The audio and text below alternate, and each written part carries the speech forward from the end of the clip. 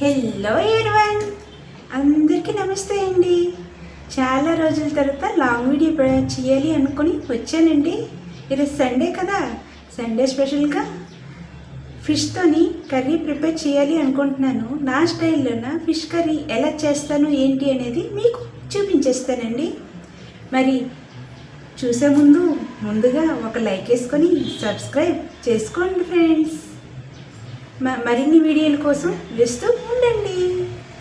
ఈరోజు recipe fish. Already ఫిష్ని wash చేసేసానండి. నెక్స్ట్ ప్రాసెస్ ఏంటో చూపించేస్తాను. ఇంతకీ మీకు ఫిష్ కర్రీ అంటే ఇష్టమో లేదో కూడా కామెంట్లో చెప్పేయండి. మరి నచ్చుతుందా లేదా కూడా చెప్పాలి. ఇప్పుడు ఎలా చేస్తాను ఏంటి అనేది చూసేయండి. మొదటిగా ఫిష్ని బాగా వాష్ చేసేసానండి. వాష్ చేసుకున్న తర్వాత ఒక బౌల్లోకి వేసుకున్నాను. ఇప్పుడు ఇందులోకి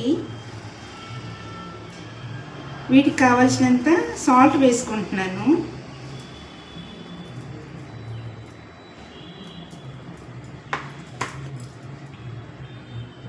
తర్వాత కారం అండి. ఇది మసాలా కారం అయితే కాదు, నార్మల్ కారమేని, అందుకే కొంచెం ఎక్కువగానే వేస్తున్నాను. ఎందుకంటే కలర్ ఎక్కువగానే ఉన్నది కానీ కారం అయితే అంతగా ఏం ఉండదు. వాటితో పాటు పసుపు వేస్తున్నానండి.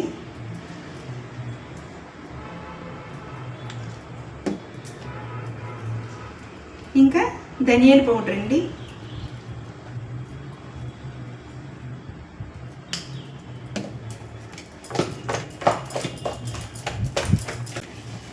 వేసుకుని బాగా మిక్స్ చేసుకోవాలి. మిక్స్ చేసేసానండి. తర్వాత దీన్ని మ్యాగ్నటైజ్ చేస్తున్నాను. ఒక హాఫ్ అన్ అవర్ పాటు దీన్ని ఒక పక్కన పెట్టేస్తానండి. ఫిష్ కర్రీ కోసం 4 మీడియం సైజ్ ఆనియన్స్ని తీసుకున్నాను. ఇవి కట్ చేసుకుంటానండి. ఇందులోనే మసాలాకు కూడా పేస్ట్ ప్రిపేర్ చేసుకుంటాను. ఆనియను, అల్లము, వెల్లుల్లి వేసుకొని పేస్ట్ ప్రిపేర్ చేసుకుంటానండి. మొదటిగా ఆనియన్స్ని కట్ చేసేసుకుంటాను. ఆనియన్స్, పచ్చిమిరపకాయలు కట్ చేసేసుకున్నానండి. కరివేపాకు కూడా వేసుకున్నాను. ఆ తర్వాత ఆనియను, అల్లము, వెల్లుల్లి పేస్ట్ కూడా ప్రిపేర్ చేసేసానండి. దీన్ని అన్నీ ఒక పక్కన పెట్టేశాను. డీప్ ఫ్రైకి ఆయిల్ కూడా పెట్టేసుకున్నానండి. ఇప్పుడు ఫిష్ని కొంచెంగా ఫ్రై చేసుకుంటున్నాను.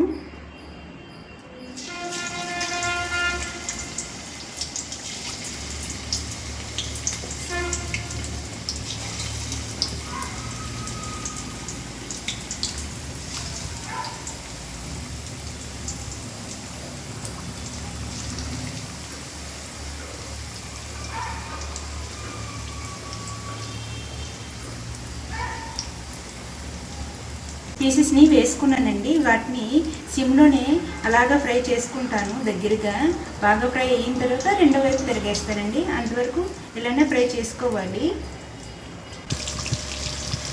ఇప్పుడు రెండో వైపుకి తిరిగేసుకుంటున్నానండి. కొంచెం బాగా ఫ్రై అయింది బ్యాక్ సైడ్.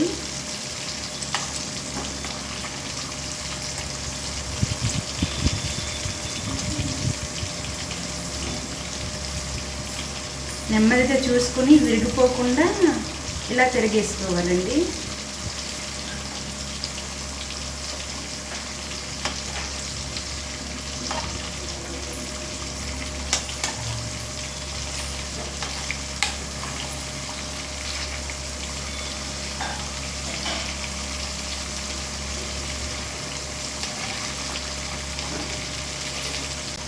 నార్మల్గా ఫిష్ కర్రీ వండేటప్పుడు ఎంత డీప్ ఫ్రైగా రోస్ట్ ఎక్కువగా చేసుకోవాల్సిన అవసరం లేదు. ఫిష్ని జస్ట్ నార్మల్గా ఫ్రై చేసుకుంటే చాలు. ఎందుకు అంటే చేపల్లో వేసేటప్పుడు విరిగిపోకుండా ఉండడం కోసం అని ఇలా లైట్గా ఫ్రై చేసుకోవాలి.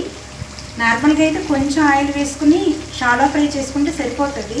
కాకపోతే ఈసారికి ఎప్పుడు అలానే చేస్తాను కదా, ఈసారి ఇలా ఫ్రై చేద్దామని ఉద్దేశంతో ఇలా ఫ్రై చేస్తున్నాను. మీకు ఆ విధంగా నచ్చినట్లయితే ఆ విధంగా లైట్గా ఫ్రై చేసుకోవచ్చండి. నేను ఎప్పుడు అదే విధంగా చేస్తేనే చాలా టేస్టీగా వస్తుంది. ఎప్పుడు ఈ విధంగా ట్రై చేయలేదని ఈ విధంగా ట్రై చేస్తున్నాను ఈసారి.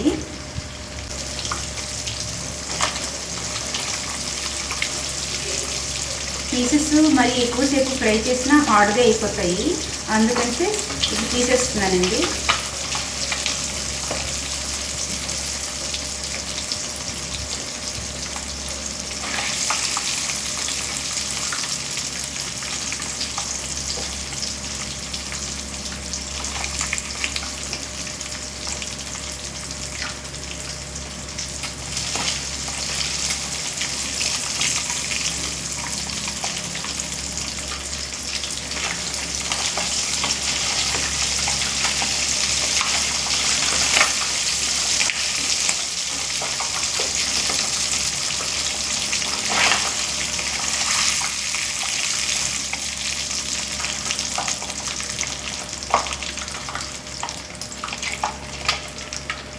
ఫస్ట్ వాయ ఫ్రై బాగా రెడీ అయిపోయిందండి. దీన్ని ఒక పక్కన పెట్టేస్తాను. నెక్స్ట్ వాయిలో కూడాను ఫిష్ని ఫ్రై చేసుకుంటున్నాను.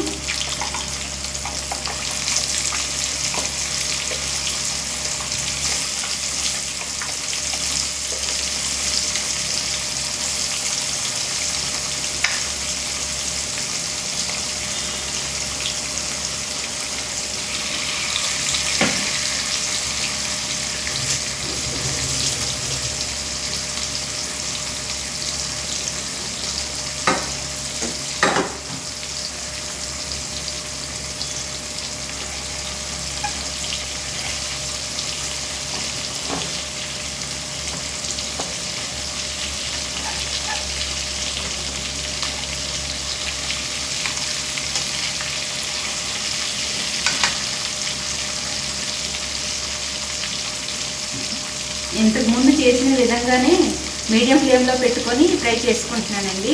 ఇవి ఒక 5 మినిట్స్ పాటు ఇలానే ఫ్రై అయిన తర్వాత చూపిస్తాను. ఇప్పుడు రెండో వైపుకి తిరిగేసుకుంటున్నానండి. చూసారా ఎంత బాగా ఫ్రై అయ్యిందో కదా పీసు. ఇవి కూడా వేసేసుకుంటున్నాను.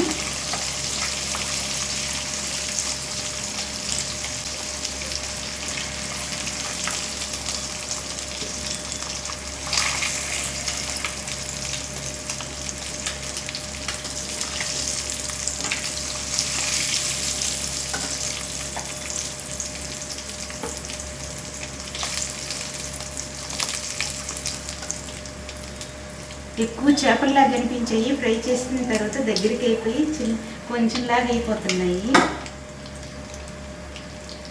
లాస్ట్గా కాళ్ళ పీసులు ఉన్నాయండి, హెడ్.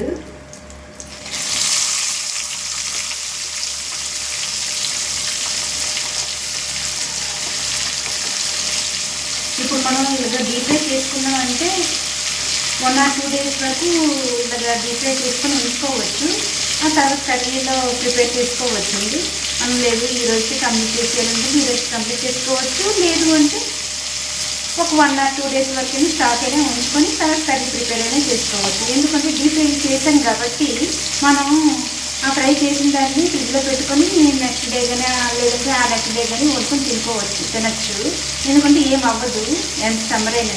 డీప్ ఫ్రై చేయకుండా షాలో ఫ్రై చేస్తే మాత్రం ఖచ్చితంగా ఏ రోజు తెచ్చుకుని చేప ఆ రోజు కంప్లీట్ చేస్తేనే మంచిదండి. ఎందుకంటే డీప్ ఫ్రై చేస్తే కొంచెం ఆయిల్ కొంచెం ఇదవుతుంది కదా, అందుకని నేను ఫ్రై చేస్తున్నాను.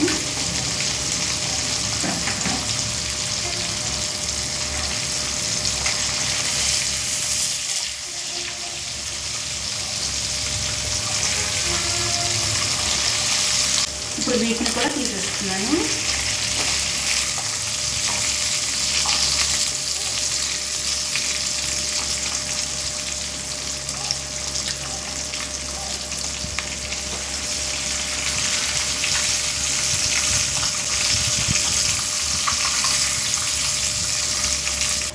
ఫిషెస్ అని ఫ్రై చేసేసానండి.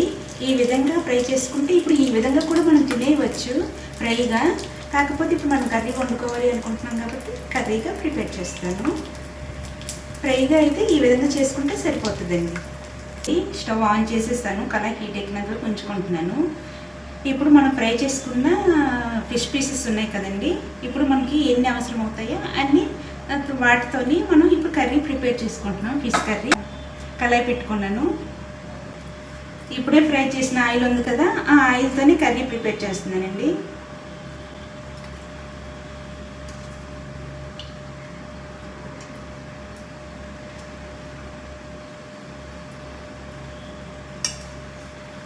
కళాయి హీట్ ఎక్కిపోయింది, ఆయిల్ కూడా హీట్ ఎక్కిపోయిందండి.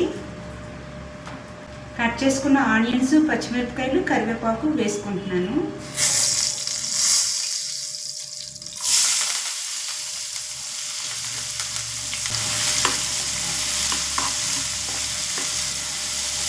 వేసుకొని బాగా మిక్స్ చేసుకుంటున్నానండి. మూత పెట్టి ఒక 2 మినిట్స్ పాటు ఉడికించుకుంటాను.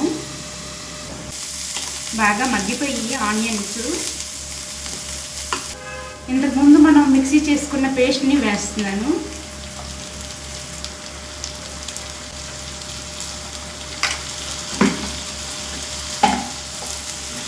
ఆనియను, అల్లం, వెల్లుల్లి మిక్సీ చేసుకున్న పేస్ట్ అండి ఇది వేసి పచ్చివాసన పోయినంత వరకు బాగా ఫ్రై చేసుకోవాలి.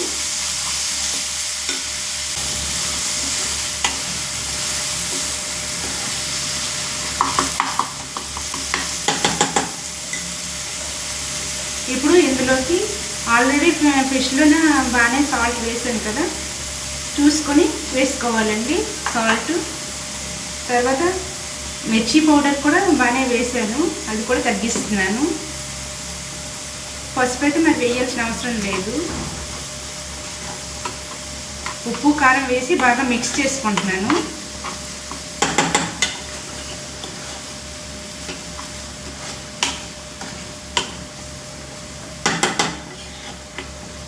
ఇది పచ్చివాసన పోయినంత వరకు ఇలానే మూత పెట్టి ఉడికించుకుంటానండి.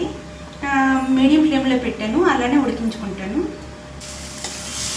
బాగా పచ్చివాసన పోయినంత వరకు బాగా ఫ్రై చేశానండి. ఇప్పుడు ఇదే టైంలోనే వాటర్ యాడ్ చేస్తున్నాను. మరి కొంచెం వాటర్ ఉండాలి.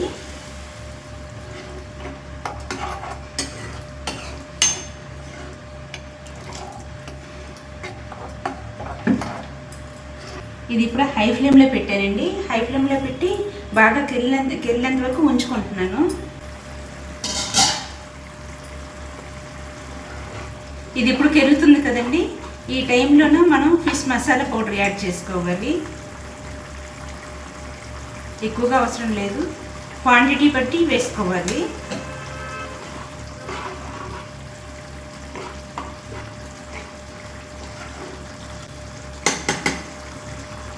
ఇలా కెరుగుతుంది కదండి, ఇప్పుడు మీడియం ఫ్లేమ్లోకి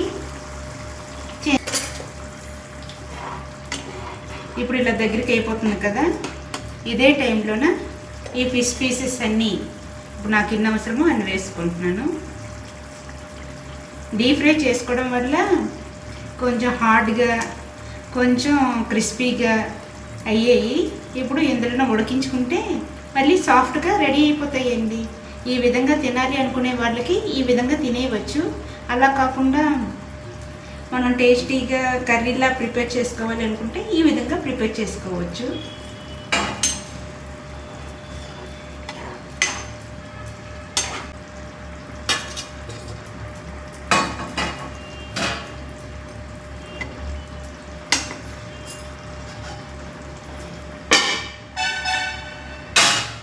మీడియం ఫ్లేమ్లోన ఒక 10 మినిట్స్ పాటు ఇలానే ఉడికించుకోవాలండి. ఒక 10 మినిట్స్ తర్వాత మీకు చూపిస్తాను.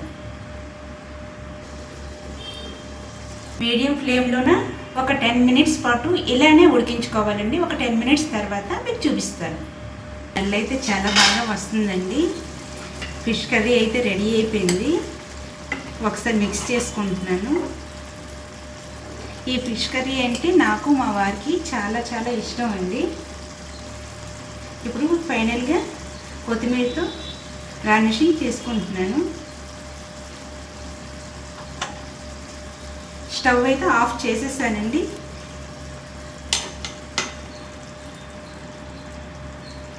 ఇంతేనండి ఫిష్ కర్రీ. నా స్టైల్లో చేసుకున్న ఫిష్ కర్రీ. ఈ ప్రాసెస్లో మీరు కూడా ట్రై చేయండి, చాలా చాలా టేస్టీగా వస్తుంది. మరి నా ప్రాసెస్ మీకు నచ్చిందా లేదా, నేను చేసే విధానం ఎలా ఉందో కూడా కామెంట్లో చెప్పండి.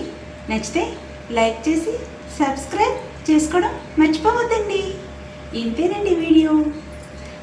మరొకసారి నా ఫిష్ కర్రీని చూసేయండి.